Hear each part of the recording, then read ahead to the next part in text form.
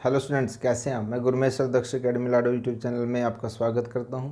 बच्चों, हम chapter number 2 कर रहे थे 10th क्लास का, बहुत इंपॉर्टेंट है, relationship between zeros and polynomial. उसके हम फर्स्ट क्वेश्चन के 3 पार्ट ऑलरेडी कर चुके थे। आज हम बाकी बचे हुए पार्ट्स करेंगे और प्लस एक स्पेशल क्वेश्चन अलग से भी करेंगे। चलिए बच्चों, स्टार्ट करते हैं। बच्चों, ये चीज़ आप फर्स्ट पार्ट में सीख चुके हैं, relation between zeros. Okay, alpha plus beta किसके इक्वल होगा? -b/a के, और अल्फा बीटा किसके इक्वल होगा बच्चों? c/a के। चलिएगा, फैक्टराइजेशन से हम इन क्वेश्चंस को कर रहे थे। फोर्थ पार्ट देखते हैं हम, क्वेश्चन नंबर फर्स्ट का फोर्थ पार्ट है ये, यहाँ पे आपके सामने है। इसमें से बच्चों हम क्या करेंगे, 4u जो है वो कॉमन ले लेंगे इसमें से। तो यहाँ पे हमारे पास क्या बचेगा बच्चों? u प्लस में 2। ओके, ज़रूरी नहीं है फैक्टराइजेशन करें हम। यहाँ पे देखें कांस्टेंट टर्म 0, तो इसमें से हम ये चीज़ कॉमन यहाँ पे ले लेते हैं, -4u। तो यहाँ पे हम देखेंगे बच्चों 4 तो इक्वल टू 0 नहीं हो सकता, तो इट मीन्स या तो 0 u इज इक्वल टू 0 होगा, और या फिर u प्लस में 2 इक्वल टू 0 होगा। ओके, तो यहाँ से देखिएगा क्या वैल्यू आएगी बच्चों? -2। तो इसका मतलब अल्फा इज इक्वल टू 0 आया बच्चों आपके पास, और बीटा की वैल्यू क्या आई? -2 आई आपके पास। अब बच्चों जो रिलेशन है हमारे पास अल्फ़ा प्लस बीटा की, वो हम यहाँ पे चेक करते हैं। अल्फ़ा प्लस बीटा यानी कि सम ऑफ जीरोज जब हम करते हैं बच्चों यहाँ पे, तो ये वैल्यू आती है बच्चों आपके पास -2, और ये अल्फ़ा प्लस बीटा आपको शो करना है -b/a के। सो -b/a जब हम यहाँ पे चेक करते हैं तो b की वैल्यू बच्चों क्या है? कोफिशिएंट ऑफ x होता है, यहाँ पे u है तो हम u के अकॉर्डिंग लेके चलेंगे इसको। तो -8/4 होगा आपके पास, तो ये -2 आ जाएगा आपके पास। ये दोनों के दोनों आपके पास इक्वल हैं, तो इसका मतलब क्या बच्चों कि अल्फ़ा प्लस बीटा किसके इक्वल आया बच्चों? -b/a के इक्वल आया हमारे पास। ओके, तो अब हम चेक करते हैं मल्टीप्लिकेशन इनकी। मल्टीप्लिकेशन में क्या आएगा बच्चों? देखिएगा, जो c है यहाँ पे ध्यान रखना है बच्चों आपने, कि जो a की वैल्यू आपके पास बच्चों वो कितनी है? 4 है। जो b की वैल्यू है कितनी बच्चों? 8 है। क्या आप बता सकते हो c की वैल्यू कितनी है यहाँ पे? यस, कांस्टेंट इसमें है नहीं, तो जो टर्म आपके पास नहीं होती उसके कोफिशिएंट या उस टर्म को हम 0 मानते हैं। तो इसका मतलब जो अल्फ़ा बीटा है आपके पास वो क्या होगा बच्चों आपके पास? इन दोनों की मल्टीप्लिकेशन। तो यहाँ पे 0 और -2 को जब आप मल्टीप्लाई करते हो तो बच्चों आपके पास क्या आता है? 0। तो इसी तरह से जो c/a है वो भी आपके पास बच्चों क्या आएगा? 0/4 यानी कि 0। तो ये रिलेशन भी हमारी वेरीफाई होती है। आई होप बिल्कुल क्लियर होगा कि ज़रूरी नहीं हर किसी में फैक्टराइजेशन से ही हम करें, तो ये अलग मेथड भी हम यूज कर सकते हैं। अब आपके सामने एक क्वेश्चन और है बच्चों, देखिएगा। क्या आप बता सकते हैं इसके अंदर जो हमारे पास मिडिल टर्म है वो क्या है? देखिएगा, हमने आपको एक इंडेक्स फॉर्म भी सिखाई थी। ओके, तो 0t और -15। इंडेक्स फॉर्म का मतलब क्या होता है बच्चों? जो टर्म नहीं है उसको भी आप इसमें लिख सकते हैं। ओके, तो फैक्टराइजेशन करने की इसमें ज़रूरत नहीं है, सिर्फ हमने इसलिए लिखा है कि जो a की वैल्यू है बच्चों आपके पास वो 1 हो जाएगी, b की वैल्यू आपके पास 0 हो जाएगी, और c की वैल्यू जो है वो -15। तो एक बार ये वैल्यूज भी आप अच्छे तरीके से चेक कर लें। अब देखिएगा, t² को बच्चों हम कैसे लिख सकते हैं? माइनस में √15²। This is the important point, क्योंकि अंडर रूट को 2 टाइम्स जब आप मल्टीप्लाई करते हो तो उसका जो स्क्वायर रूट है वो ख़त्म हो जाता है। तो हम इस तरह से लिखेंगे, बहुत इंपॉर्टेंट पॉइंट है बच्चों आपके पास। तो ये हमारे पास एक आइडेंटिटी होती है a² माइनस में b², और वो किसके इक्वल होती है बच्चों? एक बार प्लस और एक बार माइनस, यानी कि a प्लस b और a माइनस में b। तो उस आइडेंटिटी को हम यूज करेंगे यहाँ पे। तो क्या आएगा बच्चों आपके पास? एक बार प्लस करेंगे तो t प्लस में √15 आ जाएगा। दूसरी ब्रैकेट में क्या होगा बच्चों? t माइनस में 15 होगा। अब या तो ये 0 होगा आपके पास या फिर ये 0 होगा।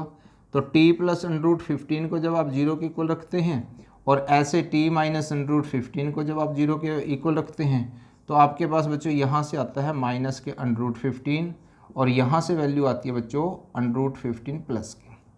ओके, अगर हम इसको अल्फ़ा नाम दें और इसको बीटा नाम दें, तो अब बच्चों हम इसकी रिलेशंस देखेंगे। ओके, तो सबसे पहले तो हमें सम ऑफ जीरोज करना है, यानी कि अल्फ़ा प्लस बीटा। तो इसका मतलब क्या होगा बच्चों? -15 आपके पास अंडर रूट में है, और अंडर रूट में 15 आपके पास प्लस में है। तो दोनों को जब आप प्लस करते हो तो क्या बनता है बच्चों? 0 बनता है। सो माइनस में b/a क्या होगा आपके पास? यस, माइनस में b/a। तो b की वैल्यू कितनी है बच्चों? 0 है आपके पास, और a की वैल्यू कितनी है 1, तो आपके पास कितना है बच्चों यहाँ से 0 आया आपके पास। तो इसका मतलब जो सम ऑफ द जीरोज है वो -b/a के इक्वल आते हैं। तो यहाँ पे हमारी रिलेशन जो है बच्चों वो वेरीफाई होती है, तो -b/a। अब बच्चों आता है हमारे पास प्रोडक्ट का। प्रोडक्ट में क्या करेंगे बच्चों, देखिएगा अल्फ़ा प्लस बीटा देखना हमने। ओके, सो अल्फ़ा बीटा क्या होगा बच्चों आपके पास, देखिएगा इन दोनों की हम यहाँ पे मल्टीप्लिकेशन करते हैं, √15 इंटू में √15। तो अभी मैंने आपको बताया था कि अगर स्क्वायर रूट होगा बच्चों हमारे पास और इस तरह से दोनों नंबर सेम है तो स्क्वायर रूट जो है वो हट जाता है बच्चों। यहाँ पे कितना आएगा -15 हमारे पास आ जाएगा। और यहीं से हमें चेक करना है c/a। तो c/a क्या है, c कितना बच्चों आपके पास -15 और a की वैल्यू कितनी है यहाँ से 1 है, तो इसका मतलब क्या है -15/। ओके, तो अल्फ़ा बीटा की जो रिलेशन आई वो c/a के साथ है, यानी कि प्रोडक्ट ऑफ जीरोज किसके इक्वल आया बच्चों हमारे पास, ये जो c है कांस्टेंट है और a क्या बच्चों कोफिशिएंट ऑफ x²। तो इसी तरीके से जो सम ऑफ जीरोज आया आपके पास वो क्या है बच्चों -b/a। तो ये रिलेशन हमारी वेरीफाई होती है। अब हम लास्ट क्वेश्चन की तरफ बढ़ते हैं। लास्ट क्वेश्चन को देखिएगा। लास्ट क्वेश्चन में बच्चों क्या है, देखिए सबसे पहले तो आप इसको ये देखिएगा स्टैंडर्ड फॉर्म में है बच्चों, ये हमारे पास बिल्कुल है x², फिर x है, फिर आगे आपके पास स्टैंडर्ड फॉर्म में आ रहा है बिल्कुल। अब बच्चों हम क्या करेंगे, स्प्लिटिंग बाय मिडिल टर्म से करेंगे, फैक्टराइजेशन करेंगे। तो यहाँ पे बताइएगा क्या आएगा 3x²। अब देखो इन दोनों को मल्टीप्लाई करके बच्चों हमारे पास -12 आता है।